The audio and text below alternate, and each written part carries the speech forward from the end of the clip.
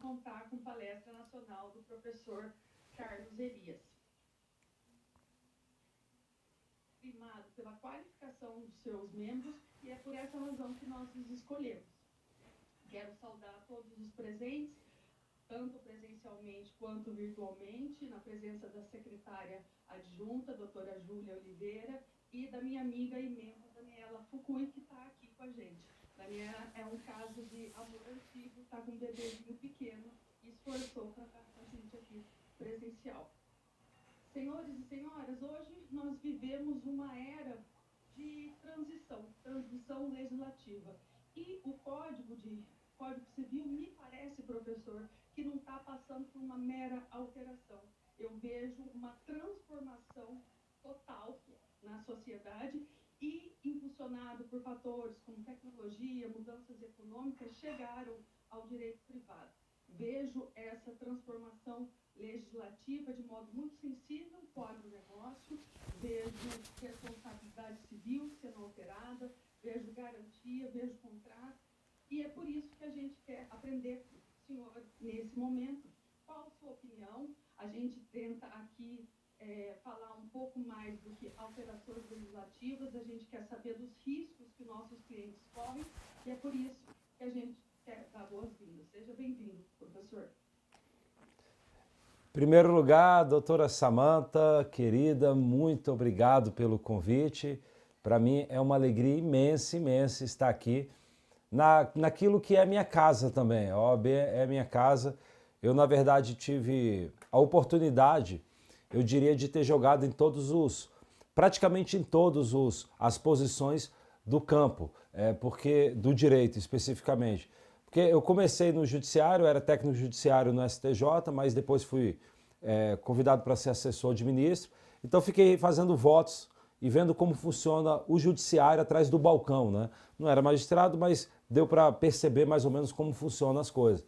E depois fui para o Poder Executivo como advogado da União, era da advocacia pública especificamente, e fiquei visitando o Brasil inteiro e vendo como funciona a advocacia pública e, portanto, a administração pública do Poder Executivo. E, por fim, fui parado como consultor legislativo do Senado, então fui para o Legislativo em Direito Civil. Meu trabalho, basicamente, eu ganho para ficar estudando e redigindo leis, esse é meu trabalho. E, além disso, também sou advogado privado, que é uma das profissões que mais me honra. E sou, inclusive, presidente da Comissão de Direito Notarial e Registral aqui do DF, gosto de participar de tudo. Acho que na vida, uma das melhores coisas que nós podemos fazer é mais dar do que receber. Então, sempre que a gente puder oferecer para todos, mesmo sem remuneração, muitas vezes, no cotidiano e tal, se pudermos ajudar, acho que o mundo fica melhor e essa corrente do bem melhora o país.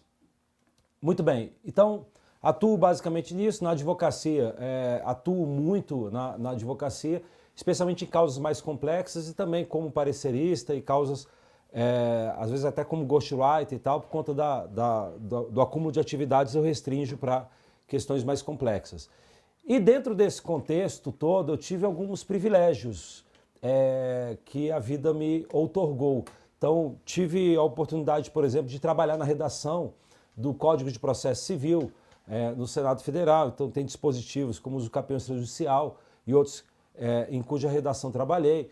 Várias mudanças no Código Civil também trabalhei diretamente na redação. Condomínio de lotes, por exemplo, fui eu e outro colega que redigimos na lei do REURB. Então, todas as alterações que tem havido, eu tenho tido o privilégio de estar acompanhando, inclusive no próprio CNJ. Então, tive a oportunidade de trabalhar e ser um dos que elaborou o Código Nacional de Normas do CNJ para o extrajudicial.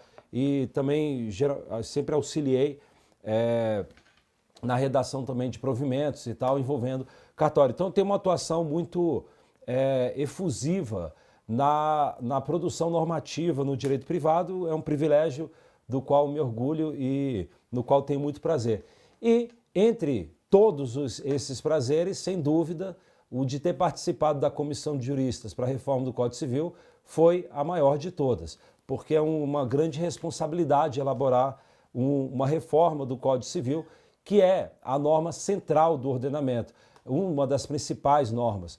A gente fala que a Constituição é o centro do ordenamento e realmente ela é o centro porque está no topo, mas na vida privada, no cotidiano dos cidadãos, a verdade é que o Código Civil é que exerce esse papel de centralidade, porque a Constituição Federal não deita para tratar dos pormenores do cotidiano. Apesar da constitucionalização do direito civil, apesar de ter havido esse movimento de constitucionalização, mas o constitucionalismo, na verdade, ele acaba sendo o grande cenário dentro do qual o direito privado se realiza. E aí, queridos e queridas, há muitos mitos que geralmente surgem quando o ser humano se depara com o novo, muitos mitos que rondam a reforma do Código Civil. Alguns propalam, temos, na verdade, um novo código, porque são mais de 1000 artigos. E aí, com o argumento numérico, você já surpreende, vamos dizer assim, e cativa o ouvinte de primeira viagem. Mas não é assim. Quando você deita os holofortes sobre o anteprojeto, e que já virou projeto, hoje é projeto de lei número 4, você vai ver que o que nós temos lá, como dizia Cazuza, nós temos um museu de grandes novidades. 80%, eu diria, a 90% do anteprojeto, que já virou projeto, é positivação do direito atual ou positivação daquilo que, com altíssima chance de probabilidade, seria decidido pelo judiciário se fosse provocado. Essa é a realidade. E aí vem a pergunta, e essa quantidade de mais de 1000 artigos? Na verdade, quando você vai passar o pente fino, você vai ver que vários artigos, às vezes, foram alterados só por mudanças de nomenclatura. Por exemplo, em vez de falar de companheiro, o anteprojeto usa a expressão convivente, no caso da união estável. Isso já provocou um catatal de artigos que tem que ser modificado. Então, quando você vai passando o pente fino mesmo, e quando você espreme, você vai ver que lá a 10, a 15, talvez 20% do anteprojeto é que tem alguma inovação propriamente dita. E aqui já vem uma primeira advertência. Por que positivar o que o direito atual já admite? Queridos, por segurança jurídica. Porque quando você pega um juiz que está lá no interior do Acre, que julga de manhã direito penal, direito administrativo na sua vara única, julga INSS e depois tem que julgar uma questão de direito civil, uma questão contratual, envolvendo um contrato empresarial, envolvendo um contrato do agro, ele vai ler o texto do Código Civil e vai tentar resolver com base no texto literal e não terá muitas vezes tempo para buscar na doutrina e na jurisprudência o que tem sido aplicado. E aí dá trabalho para os advogados, dá trabalho para os profissionais de direito, que tem que interpor recurso, e todos sabem que interpor recurso dá trabalho. Assim, e não só trabalho, como transtornos ao cliente, porque a demora na resposta jurisdicional às vezes causa perdas e danos. E a verdade é que positivar é um movimento necessário. De tempos e tempos isso tem que acontecer. Aliás, quando você olha na história do direito, você vai ver que isso sempre aconteceu, até em Roma. Quando você olha o direito romano, você vai ver que a produção do direito romano basicamente foi uma produção casuística. Era um comoló. A verdade é que o direito romano era um comoló. Você olha o período clássico, eram os pretores que viam os casos concretos no dia a dia, não tinham um texto de lei propriamente, mas eles pegavam e iam resolvendo com base na equidade, na chamada equitas. Ele até tinha lá alguns os editos dos pretores, né, que eles publicavam, mas na verdade tudo aquilo era feito com base em senso de justiça. E aí quando chega no período pós-clássico, Justiniano pega aquela loucura que havia, aquela poeira gigantesca de precedentes, aquelas nuvens de precedentes que havia, e ele fala, eu tenho que positivar isso, porque está tudo pensado, tudo espalhado no ar, preciso positivar. Aí foi feito o Corpus Iuris Civilis, que é uma positivação do direito romano, basicamente isso. E a verdade é que também nós precisamos fazer isso, especialmente nos tempos atuais. Percebe que apesar de o Código Civil ser de 2002, na verdade, a sua elaboração foi da década de 70. A comissão de juristas que elaborou, que era uma comissão nobre, era uma comissão da década de 70. E detalhe, juristas já altamente experientes e já numa idade de maturidade. Ou seja, eram juristas que tinham uma mentalidade e tinham uma visão de mundo, nem era da década de 70, provavelmente, era uma visão de mundo da primeira metade do século. Eles nasceram basicamente em 1920, 1930, formou-se culturalmente com base numa sociedade do Brasil da primeira metade do século XX. Essa é a verdade. E quando você vai ver o texto do Código Civil, você vai ver que grande parte dele é repetição do Código Civil de 16, ou seja, é um retrato do Código Civil que espelhava o século XIX, se você for olhar ordenações filipinas. E o mundo mudou numa velocidade frenética, essa é a verdade, nesses últimos tempos. E foi necessário positivar. E aí, dentro desse contexto, a sociedade começou a demandar de nós muitos instrumentos novos. Muitos negócios deixam de ser realizados por falta de ferramentas. E eu começo a te dar exemplos que estão sendo tratados no anteprojeto. Quando você pega, por exemplo, só colocando aqui a figura do trust, o trust não é admitido no direito brasileiro hoje. É vedado no Brasil hoje. O que é o trust? É uma figura essencial que, na prática, bem grosso modo, é uma alienação fiduciária para fins de gestão. Na prática, e bem grosso modo, tá? É uma alienação fiduciária com fins de gestão, misturada com elementos de fideicomisso. Tá, não entendi nada, não se preocupa. É uma mistura, bem grosso modo, a trust é isso, que é uma figura admitida nos países anglo-saxões, é admitida em alguns outros países e que tem uma importância gigantesca.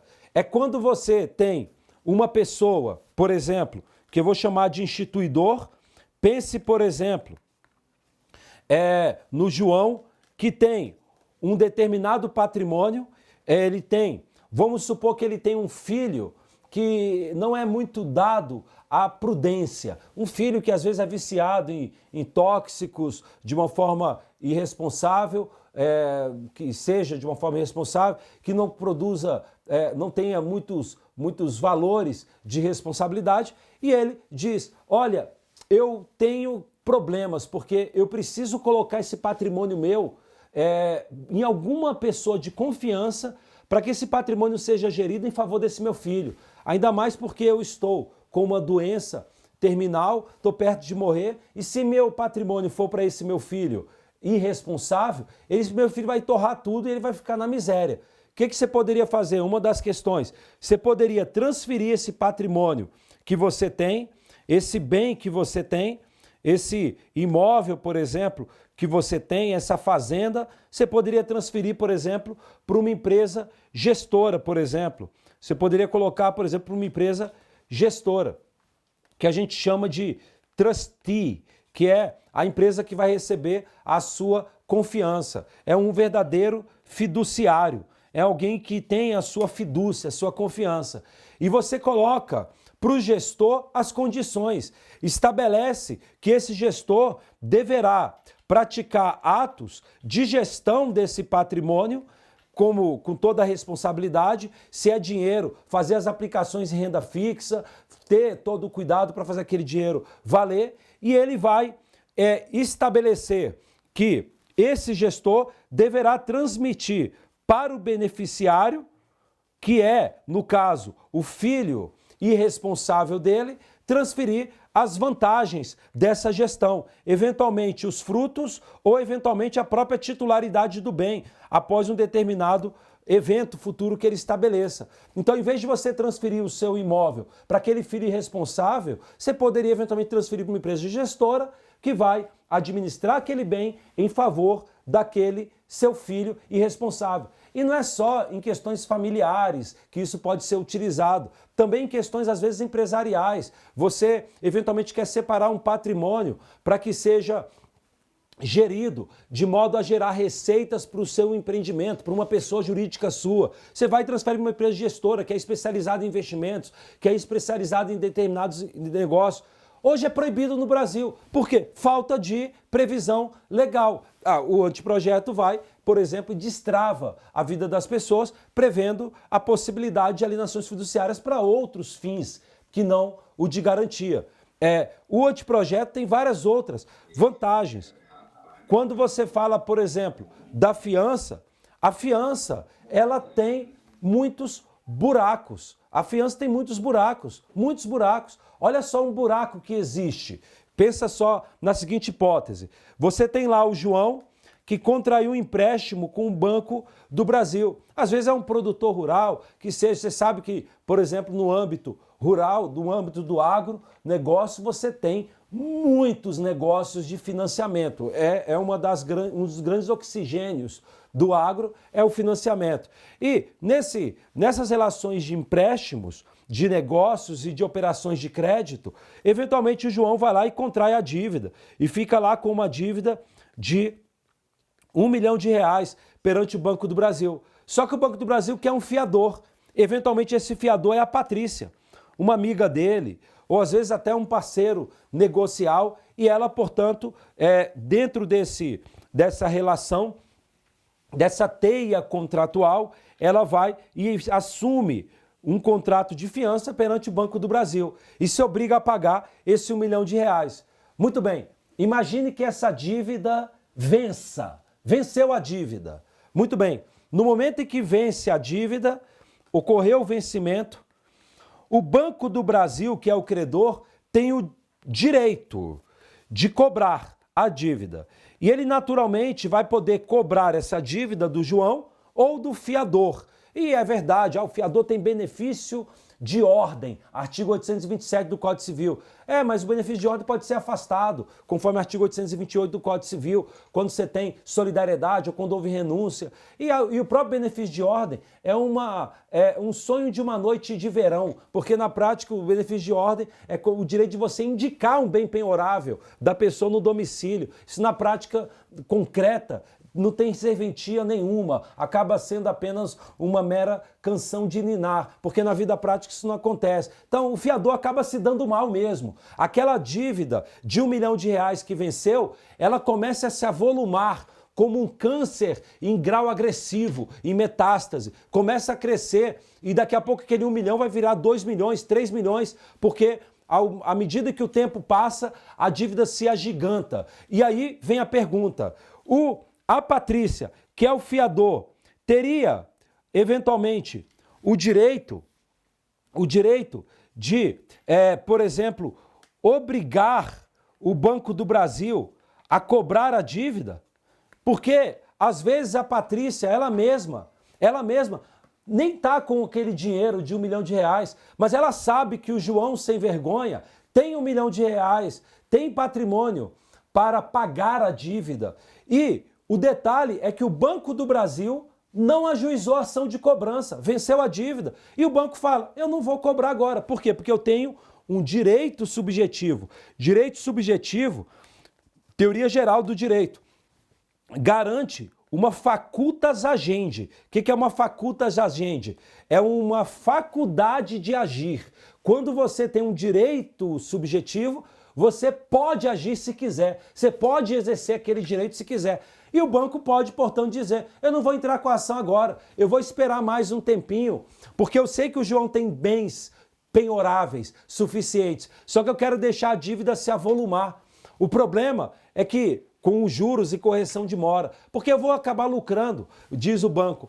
E o problema é que essa espera do banco pode causar prejuízos terríveis, porque o João tem patrimônio agora, mas quem disse que daqui a um ano aquele patrimônio vai continuar a existir? Até porque quando alguém começa a descumprir obrigações, quando alguém deixa de pagar dívidas, aquilo pode ser o prenúncio do apocalipse financeiro dela. Porque quando a pessoa começa a parar de pagar uma dívida, aquilo é o sinal de que ela está começando a fraquejar. É o sinal de que a água está subindo e já daqui a pouco está perto de submergir e matar totalmente a pessoa.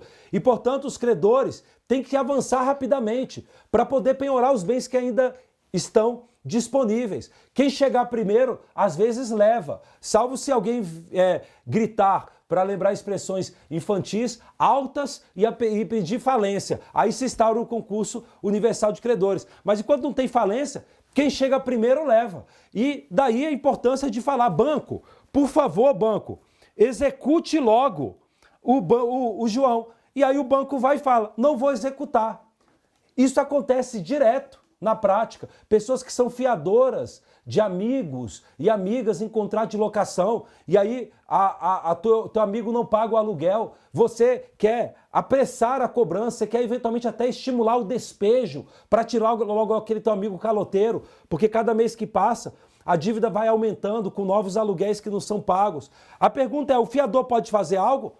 A rigor, hoje, ele não pode fazer nada, pelo menos pelo texto da lei. Doutrinariamente, eu até defendo que é possível que o fiador possa agir como substituto processual, mas isso é tese nossa, nova, na verdade, não está textual. Eu até acho que a jurisprudência admitiria isso, mas vem o anteprojeto e positiva isso. Vem o anteprojeto, ou o PL 4, e diz, olha, o fiador pode sim agir nessa hipótese da seguinte maneira. O fiador, ele pode, diz o artigo 836b do anteprojeto, o fiador poderia notificar o Banco do Brasil dizendo, Banco do Brasil, cobre a dívida, sob pena de eu mesma, Patrícia, como substituta processual, cobrar. Eu vou no seu nome poder cobrar. E se o banco, eventualmente, se mantiver silente após a notificação feita pela Patrícia, a Patrícia então poderia entrar com a ação de cobrança da dívida em nome do Banco do Brasil para penhorar logo bens. E evidentemente, uma vez penhorados os bens, ela não vai colocar no bolso dela. Ela, na verdade, vai colocar esse bem à disposição do Banco do Brasil para ele levantar, como se fosse uma consignação e pagamento. Isso acontece direto. Acontece em negócios de financiamento no agro, um sócio, um parceiro empresarial que foi fiador e fala, banco, cobra logo, e o banco não quer cobrar. E ele fala, cobra logo porque tem bens ainda para penhorar. A água ainda não chegou até o nariz, não. Ainda não foi submerso totalmente o devedor. Cobre logo. Aí o banco fala, não vou cobrar. E ele também, em tese, não teria legitimidade para cobrar numa leitura puramente textual. Vem o anteprojeto e destrava, por exemplo, negócios como esse. Então, percebe que o anteprojeto vem com várias ferramentas. E vem ainda também, quando a gente fala de revisão ou resolução contratual, vem o anteprojeto e também positiva aquilo que a doutrina tem admitido. Porque atualmente o que nós temos é o artigo 478 e seguintes do Código Civil, que basicamente acaba positivando uma teoria da imprevisão com adaptação brasileira, que na prática já é algo novo, já existe isso. O que o anteprojeto faz? O PL aprimora esse dispositivo, falando na verdade de riscos normais da contratação. Mas isso é só um aprimoramento da redação, não muda muita coisa. A jurisprudência é que tem lidado com revisões contratuais e você sabe, a jurisprudência não tem um perfil intervencionista em revisão contratual. Não é qualquer fato superveniente que enseja revisão contratual. Mera inflação é pacífico, não gera direito à revisão contratual. A jurisprudência já tem um comportamento bem contido, só em situações gravíssimas. A pandemia da Covid gerou, em alguns casos, revisão contratual. Mas sabe qual é o problema? É que o artigo 478, a bem da verdade, não responde a muitos casos concretos, porque o artigo 478, ele fala de eventos futuros que tornem a prestação manifestamente onerosa. Mas qual é o problema? Nós temos situações em que não é propriamente a rigor uma situação de a prestação se tornar onerosa.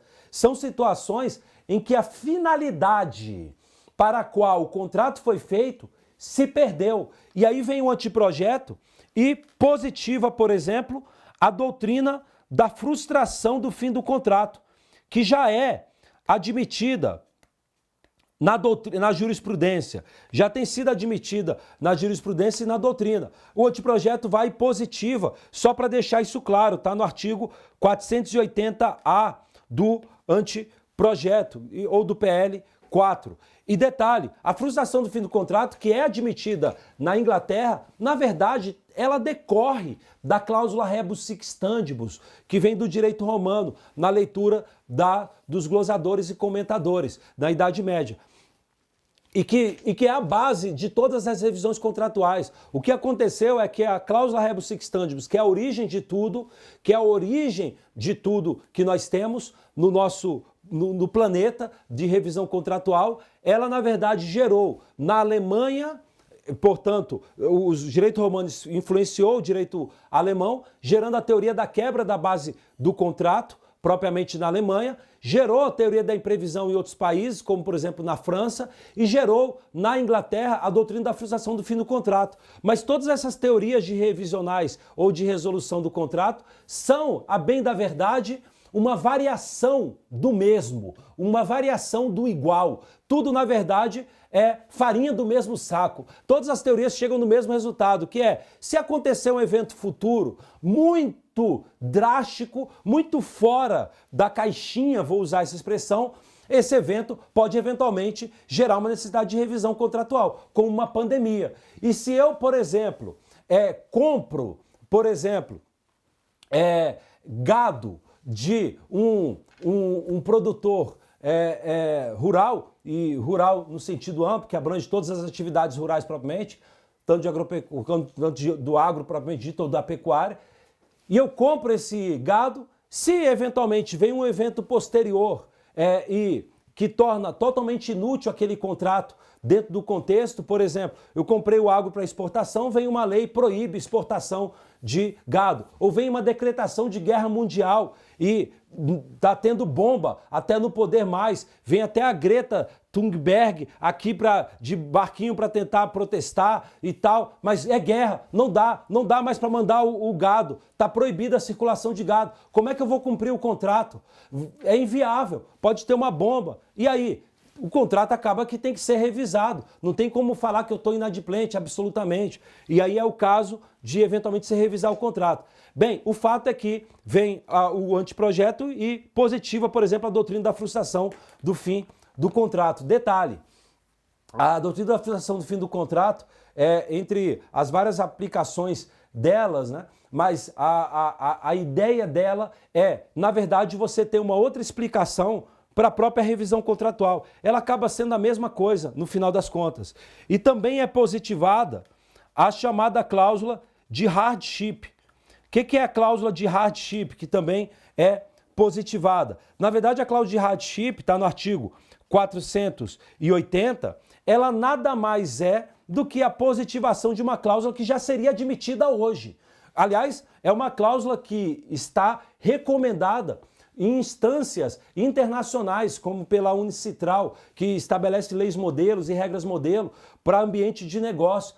E qual que é a ideia da cláusula de hardship? É o seguinte, antes de você pedir judicialmente a resolução do contrato ou a revisão do contrato, diante dessa situação de crise, diante dessa situação de hardship é uma ideia de crise que chegou por algum evento superveniente, em vez de você já entrar logo com a ação no judiciário, a gente vai colocar uma cláusula estabelecendo um dever de negociar, de tentar negociar. Claro, pode ser que não chegue a um acordo, mas você vai estabelecer regras para que as partes sentem à mesa e tentem, e eventualmente você pode detalhar na cláusula sessões de mediação, de conciliação, para tentar chegar num acordo, porque os melhores sujeitos para resolver um problema não é o judiciário, não são os juízes, são as próprias partes que vão chegar no acordo dentro da busca dos seus interesses, da composição de interesse. Então, a cloud hardship é admitida. O que o código, o anteprojeto faz? Positiva a cloud hardship, o que é fundamental para, primeiro, muitos dos senhores e das senhoras talvez nunca ouviram falar da cloud hardship. A doutrina admite, a doutrina avançada e refinada, você nem encontra em tudo que é manual ou em tudo que é texto essa cláusula. Alguns advogados, quando a gente coloca no código, a gente dá publicidade, inclusive estimula as pessoas a se valerem dessa cláusula. Porque o código tem um papel também didático. E mais do que isso, a positivação também blinda juridicamente aquelas pessoas que utilizam essa cláusula. Porque como ela não está positivada, pode ser que algum juiz meio desavisado, por aí pode declarar nula a cláusula, pode declarar indevida, com algum argumento que ele pode sacar de alguma cartola, algum coelho que ele tira da cartola aí e eventualmente declara nula. Bem, só essa brincadeira que nós tivemos inicialmente de exposição já te demonstra a necessidade brutal de reforma do Código Civil, porque isso já mostra como está sendo destravado vários pontos. Agora, existem inovações, outras, que podem gerar algum tipo de discussão? Claro que existe e faz parte de eventualmente se discutir, eventualmente o Congresso, naturalmente, pode rifar alguma outra inovação que não seja adequada. Mas, em geral, parece que grande parte das inovações, e eu diria até a maioria esmagadora, se não 100% delas, elas estão mais ou menos no paladar do que a gente enxerga no parlamento. Por exemplo, as reformas em direito de família, em relação a família e sucessões. Porque, veja só, a sociedade hoje mudou. Quando você fala, por exemplo, de casamento ou união estável, você fala de situações, por exemplo, de mulheres que têm 50 anos de idade, que já têm filhos e já têm uma vida profissional consolidada e que ela encontra um novo amor. Aliás, o amor não tem idade. E ela, com 50 anos, encontra um novo amor, que também tem, às vezes, 50 anos de idade, que tem uma situação parecida, também tem filhos de casamento anterior, também tem patrimônio consolidado, e os dois querem casar. Eu te pergunto, numa situação dessa, você acha que essa mulher irá querer que, no dia seguinte ao casamento, caso ela seja arrebatada para o além, ela morra, caso ela morra, ela casou hoje, no dia seguinte, na lua de mel, ela morre. Você acha que ela gostaria que o patrimônio dela fosse por herança para o viúvo? Ou fosse para os filhos do casamento anterior dela? Você vai concordar comigo que grande parte das pessoas em situações como essa não iam querer que o viúvo dividisse a herança com os filhos unilaterais que ela teve. E aí, hoje isso é proibido. É proibido. Aliás, ainda que ela não case, se ela passar a viver em união estável, portanto, se ela der vazão ao amor, não tem como você amar sem dar condição de herdeiro. Porque hoje é proibido. É proibido. Por quê? O código é travado. É travado porque ele presume que todo mundo tem um modelo de família igual. Um modelo de família que eu vou chamar de standard, só para referir-se ao fato de ser aquilo que no imaginário humano é o modelo de família ideal, a família Claiborne, que seria aquele casal que casou com 18 anos de idade e viveu a vida inteira juntos, até a morte os separar, tiveram filhos, somente filhos comuns, que não tem família recomposta. Isso, na verdade, se não podemos dizer, uma epifania, um delírio, um nirvana, quando você fala da sociedade brasileira, porque o que você tem de famílias recompostas não está no gibi, de famílias reconstituídas. Aí vem o projeto e fala, vamos permitir a renúncia antecipada à herança. Vamos dar mais autonomia privada. Aí alguém dirá, mas aí você está deixando desguarnecida aquela mulher que casou com um magnata, largou tudo da sua vida profissionalmente para se dedicar aos trabalhos de cuidado, para se dedicar ao lar. Aquela mulher que casa com 20 anos de idade e fica até os 50 anos se dedicando ao cuidado dos filhos, ao cuidado do marido, ao cuidado da casa, que são trabalhos fantásticos e extremamente penosos, eu até diria, e atualmente, desvalorizados. O nosso ordenamento trata isso como se fosse um trabalho de segunda classe ou como um não trabalho, o que é um absurdo. Tenho alguns artigos escritos sobre isso, falando que a gente tem que valorizar mais a economia do cuidado. Aí você diz, o projeto está deixando desguarnecidas essas mulheres. Lê do engano seu. Pelo contrário, o anteprojeto vai e diz, olha, nós temos que dar em regra liberdade para as pessoas com algumas limitações. E uma das limitações é, não podemos permitir abusos. E mulheres, por exemplo, que estão em situações como essa, que eventualmente adotou o regime da separação de bens e que ficariam desguarnecidas no caso de um divórcio ou no caso de uma viuvez, vem o anteprojeto e fala, textualmente, é devida para essas mulheres mais vulneráveis prestação compensatória, que na prática são os alimentos compensatórios. Está textual, é um fator de correção, porque é a melhor solução da qual se pode cogitar. Então, percebe que o anteprojeto vai, até nas partes das inovações, propriamente dita, ele caminha nesse sentido. E aí, à guisa de conclusão, vem alguns textos, às vezes até com certa irresponsabilidade, porque é óbvio que ficou mudo? Minutinho. Acho que é só o perfil do próprio Teams que fez. Estão ouvindo? Ah, tá. Pronto, agora acho que voltou. Mas eu não sei onde ficou mudo, né? Eu estava falando da reforma. Deu para concluir a parte dos alimentos compensatórios, né? Eu acho. E aí vem, já à guisa de conclusão, alguns textos irresponsáveis, porque um projeto dessa magnitude é evidente, ela tem que passar sob o debate crítico de toda a comunidade jurídica. Só que vem alguns textos que aí já vem com o espírito de porco, dizendo, deixa eu pegar um artigo aqui do código do anteprojeto e falar que ele é indevido e vou falar que todo o anteprojeto é indevido e tem que ser mandado para o arquivamento, que é uma irresponsabilidade, porque a gente precisa destravar um catatal de relações jurídicas, como eu mostrei com o trust, mostrei com a fiança, mostrei com a revisão contratual e vários outros institutos. A gente tem que destravar muita coisa. Então a gente tem um dever, a nossa geração tem um dever de atualizar o Código Civil. Agora, é claro que você precisa fazer alguns retoques. Nem tudo as coisas têm que ser debatidas e têm que ser modificadas. Aí vem alguns textos e começa a pegar algumas questões e até distorcem. E aí eu passo a tratar de algumas dessas questões só para a gente poder concluir. Primeiro, há acusações de que o anteprojeto, e agora projeto, estaria estimulando os juízes a serem ativistas e intervirem nos contratos para poder impedir a vontade das partes e tal. Queridos e queridas, primeiro, o texto do projeto, ele segue a lei da liberdade econômica no final das contas.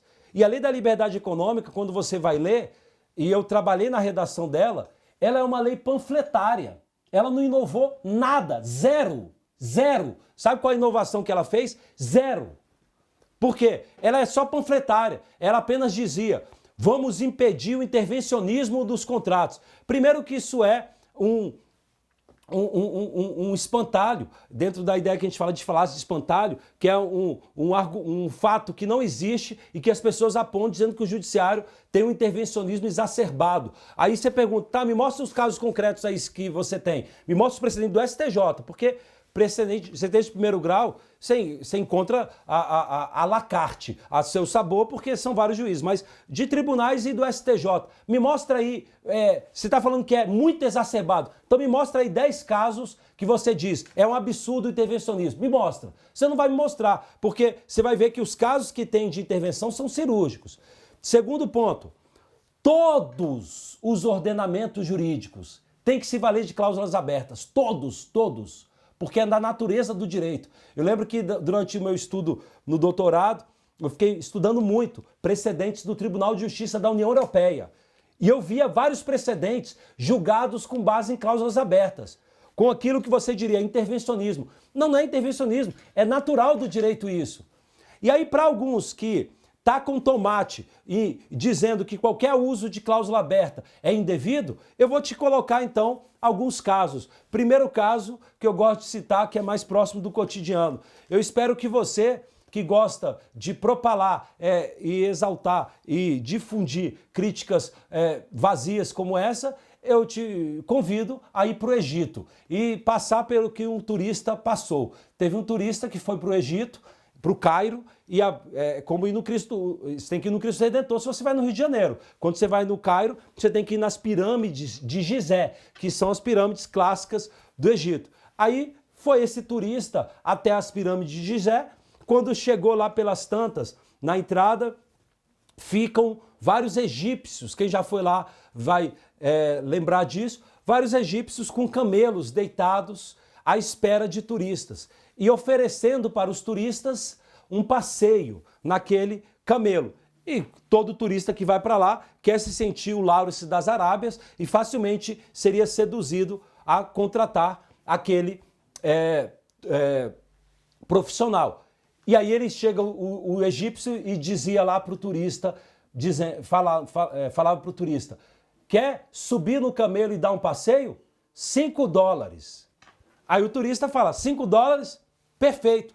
Paga os $5, coloca turbante bege, roupa bege, para se sentir um explorador do deserto, e vai e sobe no camelo e dá um passeio.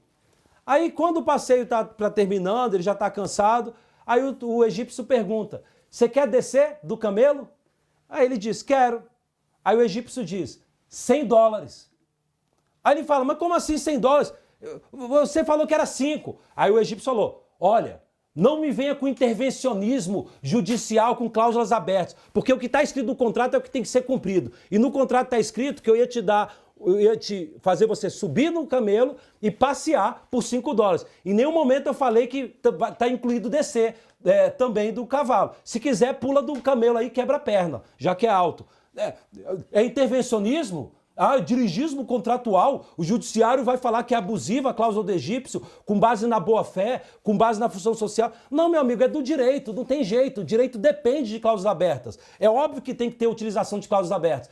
O problema não é o feitiço, o problema não é a cláusula aberta. O problema é o feiticeiro, é quem usa a magia, se ele usa para o bem ou para o mal. A questão não é o texto do Código Civil ter cláusulas abertas. O problema é se os juízes que nós temos, se eles têm um perfil de intervencionista ou não. Se você colocar um tribunal com ministros e julgadores nomeados, por exemplo, pelo Maduro ou pelo Fidel Castro, talvez eles vão ter um perfil muito mais intervencionista quando vai se falar de função social e boa-fé. Mas se você colocar um tribunal nomeado por ministros, sei lá, pelo Trump, talvez eles vão ter um perfil muito menos intervencionista. Eles vão usar a boa-fé e função social, só que de uma forma muito menos intervencionismo. O problema não é o feitiço, é o feiticeiro. Então, argumentos de falar que cláusula aberta está estimulando a intervencionismo, isso é absolutamente infantil.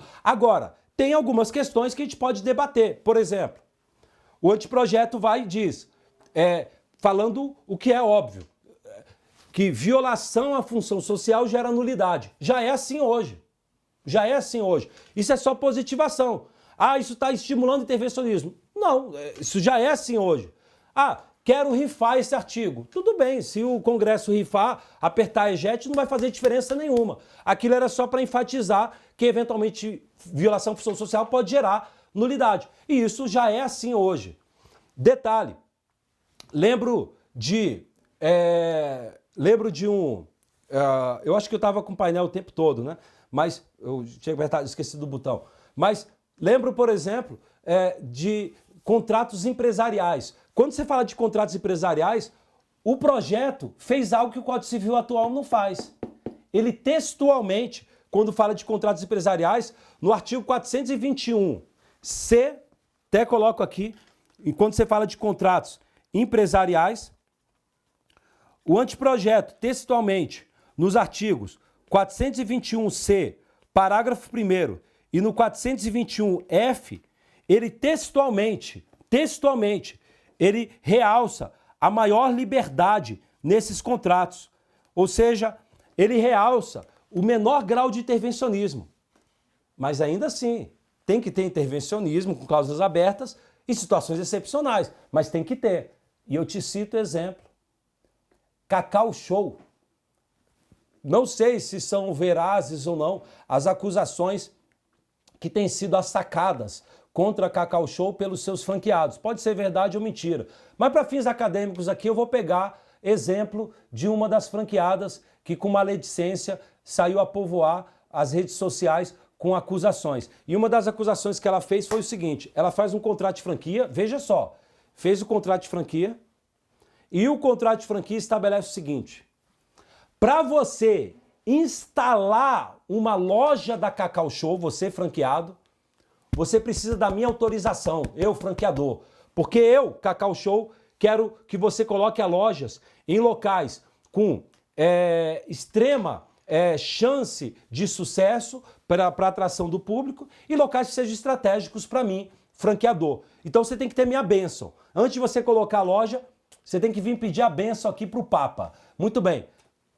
Aí veio a franqueada, olhou um ponto comercial fantástico, numa rua fantástica e disse: Cacau Show, me autoriza a colocar a loja aqui. Eu, inclusive, já fiz um contrato preliminar aqui com o proprietário do bem para garantir e bloquear a loja para mim. Aí veio a Cacau Show e falou: não autorizo. Ponto final. Ela mais coisa nenhuma. Cala a boca, tá no contrato, eu não autorizo, eu não tenho que motivar. Não autorizou. Aí ela: tá bom, saiu chutando o vento e foi procurar outro local. Uma semana depois, o Cacau Show vai e aluga diretamente aquela loja e instala diretamente, sem ser por franqueado, uma loja da Cacau Show. Aí você vai dizer: o contrato não falou nada, problema do franqueado. Contrato empresarial não pode ter intervencionismo. Isso não é violação à boa-fé, porque empresário ema, cada um com seu problema. Que ema, cada um com seu problema? Empresário não é canalha e não pode ser canalha. Isso é canalice. É óbvio que isso tem violação à boa-fé, porque as partes têm que ter um dever de cooperação. Não é intervencionismo. Você tem que aplicar a boa-fé. Claro, óbvio que tem que aplicar. E isso é uma conduta manifestamente descabida e seria ilícita. Aí essa franqueada vai enfileirando as suas acusações mais uma, dizendo que depois disso, que ela investiu uma soma gigantesca de dinheiro, ela foi e conseguiu instalar um quiosque da Cacau Show em um shopping bem movimentado da cidade. Aí ela finalmente conseguiu um lugar, já estava com raiva pelo golpe que ela teria tomado com a loja que teria sido instalada no outro local e instalou um quiosque no shopping. Aí estava tendo sucesso a granel, estava tudo indo a céu de brigadeiro e com sucesso pleno. De repente, a Cacau Show olha para aquele local e diz: esse shopping realmente é fantástico. E a Cacau Show começa a planejar: eu vou instalar uma grande loja da Cacau Show dentro do shopping. O problema é que esse quiosque aí vai acabar desviando a clientela. O que ela fez? A Cacau Show, na acusação da franqueada, pode ser mentira ou não, eu estou usando aqui para fins didáticos. A Cacau Show pega e entra em contato diretamente com o shopping center e diz: shopping, seguinte, eu quero alugar aquela grande loja sua. Só de aluguel tu vai receber uma fortuna. Só que o seguinte, você vai ter que rifar essa franqueada aí. Você vai ter que desfazer, você vai ter que resiliar unilateralmente o contrato de locação do quiosque com essa franqueada minha aí, porque senão ela vai desviar a minha clientela. E aí o shopping foi e disse: tudo bem, o contrato que eu fiz de locação do quiosque permite a resilição lateral com notificação de 30 dias, o shopping vai e notifica para poder resilir. Sem nenhum motivo, é possível pelo contrato, e vai lá e expulsa a mulher. Aí a franqueada vai e sai com o rabo entre as pernas, com um prejuízo gigantesco, porque perdeu aquele ponto. E aí, uma semana depois, é colocado lá o cartaz numa grande loja. Em breve, Cacau Show Super Store. Uma grande loja do Cacau Show. Aí vai lá e coloca uma Cacau Show. Aí você vai falar: não tem nenhum abuso. É direito empresarial, contrato empresarial, cada um no seu quadrado. Ema, cada um com o seu problema. Se ela não tem poder de negociação, não é abuso. É isso mesmo? Então vale dedo no olho, é? Vale dedo no olho? Claro que não. Então percebe que grande parte de críticas que há, às vezes falando que tem muito intervencionismo, é conversa de boteco. Porque, na verdade, a vida real, técnica do direito, você tem que ter, sim, cláusulas abertas. O que não pode ter é um perfil extremamente intervencionista. E hoje, os juízes não precisam de mudança legislativa se eles quiserem ser intervencionistas ao extremo. A função social já está no Código Civil, por exemplo, artigo 421 do Código Civil, que fala que a liberdade, uma limitação à liberdade de contratar. Já está lá. Se você pegar um juiz muito intervencionista, ele daqui a pouco pode falar, para mim, função social pobre. Aí, se o cara fez um contrato com o rico, ele já pode falar, o rico vai ter que pagar o dobro do preço porque ele tem dinheiro sobrando. Ele já poderia fazer isso hoje, com base na função social. Não tem nem nada de novo no anteprojeto em situações como essa. Resumo da ópera, meus amigos e minhas amigas. O que eu quero realçar, e foi esse o meu objetivo nessa exposição, é que o projeto de reforma do Código Civil é uma das maiores oportunidades que o mercado está tendo e que a comunidade jurídica está tendo para destravar um catatal de problemas que nós temos e obstáculos que nós temos para os negócios, para as relações privadas. E evidentemente, o projeto recomendará eventuais ajustes no Senado e na Câmara dos Deputados e cabe à doutrina, à jurisprudência, às instituições, como a nossa grande OAB, como outras várias instituições, apontarem pontos que têm que ser realçados. Agora, pegar um dispositivo e vir com conversa de boteco, falar que está usando cláusula aberta e falar que isso é intervencionismo, isso é conversa de boteco, isso é conversa que não se deve travar entre